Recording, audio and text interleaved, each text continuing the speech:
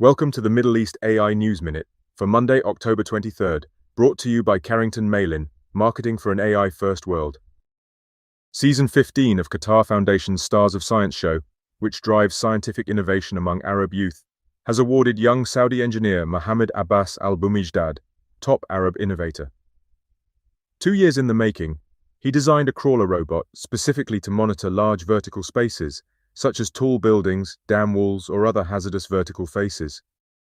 Meanwhile, Meituan UAS, a drone food delivery business, has joined the Ministry of Economy's NextGet FDI program.